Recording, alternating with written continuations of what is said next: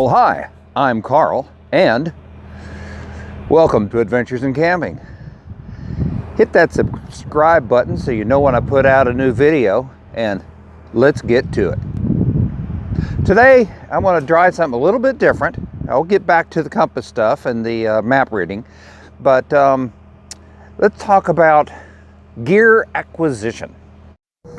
In my excitement, I forgot what Morskahansky said. The more you know, the less you carry. So choose wisely, grasshopper.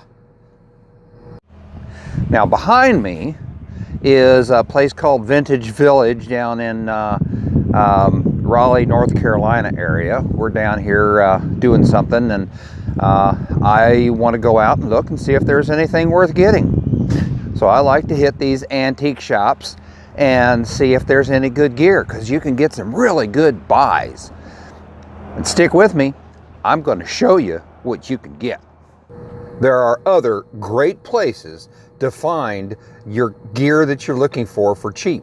You're going to go to thrift stores, flea markets, yard sales, anything like that. You'll find some really good stuff that other people don't need anymore. So how did I find this place? Well, I went to Google Maps. I asked for antique shops, showed me antique shops. I plotted them out. They usually show pictures, so I looked at the different antique shops and saw what looked like it might be a good possibility and plotted them out. Went and checked them out, at least the ones that I thought were reasonable. One thing you need to remember, antique shops is the more organized, the more you're going to pay usually. If you can find one that's run down and it's a total disaster, usually you're going to get some really good buys in it. There were two at this old warehouse, so I had to go up this road to get to them. This was a little sketchy, and I wasn't sure if I was going to hear banjos or zombies playing banjos. It was a little weird. Unfortunately, this was a total bust. I went there 3 times and they were closed. Now this one was kind of cool because it had multiple vendors inside. Those are awesome because you have different folks who have different eyes for objects, and everybody has a different place where they find things. So when you go into one of these, you kind of need to look at every little nook and cranny, because there's stuff you're going to find. You're going to find cast iron, you're going to find woodenware, you're going to find maybe forks that you can use in camp, you're going to find tools, all kinds of different things, like compasses. You never know what you're going to find in one of these things, so it really, really is worth taking a walk through and getting used to looking for stuff. I also decided that I wanted to check out the military surplus stores. So I checked Google Maps. This is what came up. I chose G.I. Joes and I went to check them out. There were more military surplus than I had expected, so I just decided to check one, and this is the one that I went to, and there's great opportunity to find some gear, and you never know what you're going to find in a military surplus. Yes, you're going to find military surplus, but sometimes you find other stuff. So when looking for gear, you want to check everything out. Look at the quality. If you can get it that is a pre-used military item, do so. They have a lot of the military surplus stores also have old training manuals. Training manuals are a wealth of information, literally. See what we have here today. We have hand-to-hand fighting, map reading, and land navigation. Woohoo! What have I been teaching recently is map reading and land navigation. That's a good one. I might just get it as a reference to check up on some of my stuff. Actually, I'm going to. Survival, hand-to-hand combat, all kinds of stuff here. As a youth, you shouldn't be getting in hand-to-hand combat, but then again, if you got brothers and sisters, that's probably a daily occurrence. So anyway, let's look at some other stuff that they have. So they have a lot of used military clothing. This is cool. This store even has some old Boy Scout manuals. You can get a lot of information from the Boy Scout manuals or Royal Ranger manuals, but you don't usually see those in a store like this. They do have a selection of sheath knives and some throwing knives, but I don't recommend that for youth. I recommend a folding lock blade so it doesn't fold up on you, but when you're ready, you can fold it and put it away. Although for bushcraft, you still need to use a good full tang knife. Now, speaking of knives, this is the Army style K-bar. These are good knives for what they were designed for, which is not bushcraft. These are designed for combat. They have a rat tail tang, which is easily bent, so it's not really a good bushcraft knife. And of course, if you're out in the field, you're going to want to think about some boots. And talking backpacks and gear bags, see, military surplus stores usually have plenty of them. They're a little low right now, but they're usually constantly getting stuff in.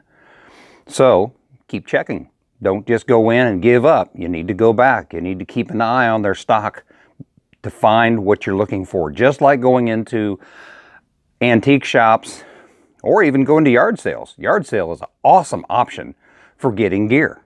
And if you're looking for a military compass, usually you're going to find one in a military surplus store.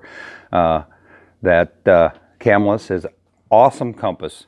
And many times you can find a first aid kit that you can take with you. These are basic first aid kits, which are handy to have with you in the field. However, what would be better would be a trauma kit. But don't carry a trauma kit if you don't know how to use it. Get training first. You also need to frequently inspect your first aid kit to make sure things aren't getting old and out of date. Other good options for camping options is this is a reproduction. If you can find an original World War II shovel, you're better off doing it. They have more pouches. Pouches are always handy. Belts, canteens, MREs. How much are their MREs? What's the old saying? If you have to ask how much it costs, you can't afford it? I don't know. The only thing is with the MREs, okay, these are designed for guys and girls in combat who are working their tails off. These are very high in calorie. And if you eat a lot of these things, you'll get a marvelous physique like me. Unless you're really working your tail off. So as we go down through here, we see other types of gear that they have. And this is kind of typical of a military surplus. There's a lot of different type of gear. And some military surplus have a lot more than others. So find one in your area and check it out.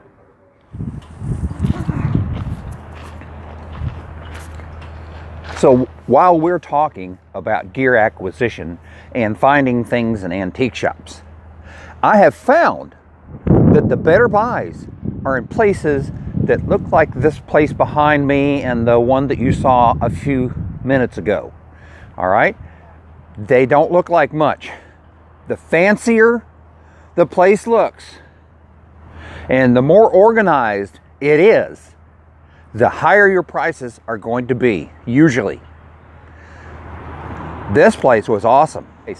I'm not getting anything for this plug for Vintage Village. I'm just telling you that looks like a pretty good place. Hey, by the way, they also have a blacksmith, and they've got a little general store. So this is just a little look at the place.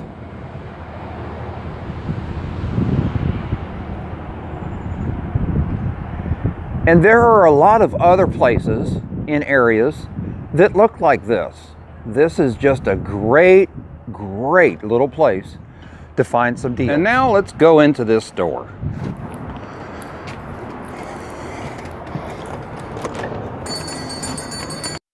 So when I come into an antique shop, of course, I'm looking for things I can use either at home or in camp. You see in the distance, there are a couple cast iron frying pans. They're awesome. And then there are other options, tools. Maybe you'll find some tools that you can use. You never know. I always look for the tools because you don't know what you're going to find. So one thing that's nice to have when you're out in the field is a good sleeping bag. Sometimes a good wool blanket is all you need. Now, if you get a modern wool blanket, they're machine made, so they're not as thick.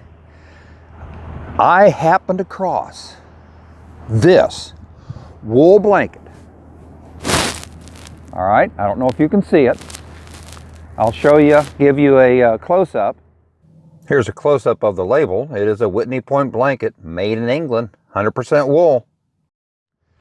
This was made in the 30s of pure wool, 100% wool, not this wool blend that you get today in a lot of stuff. Now, I looked these up, depending on where you get them. Sometimes you can find them as low as 180 bucks to 200 bucks.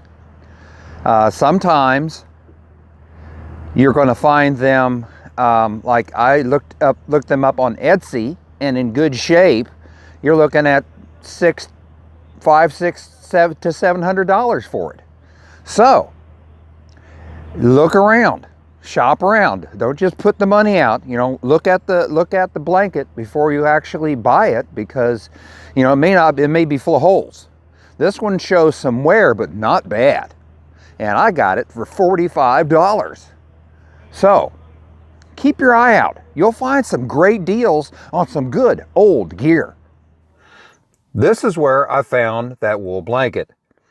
You find areas like this that have a bunch of blankets and stuff in it. It's worth having a look, even if you don't think you're going to find something. The quilts are okay, but remember, cotton, once it gets wet, has zero insulation quality. In fact, it will draw heat away from you. So just try to stick to wool or some synthetics. And here's a great one. Hopefully you can find one in your area like it. It is a cornucopia of vendors. It's like a thrift store, antique store, and yard sale all in one. And it really is pretty awesome. And you can dicker with them here. It actually is terrific because Saturday and Sunday they have vendors here, and they have people who are trying to sell their stuff. And sometimes you can find some good stuff that someone else no longer wants. Give it a shot. And hey, subscribe, hit the bell icon so you know when I put out a new video. Thanks for watching, and y'all come back now, you hear? Check out these other videos that I have referenced throughout this concerning different items that we found. Y'all come back now, you hear?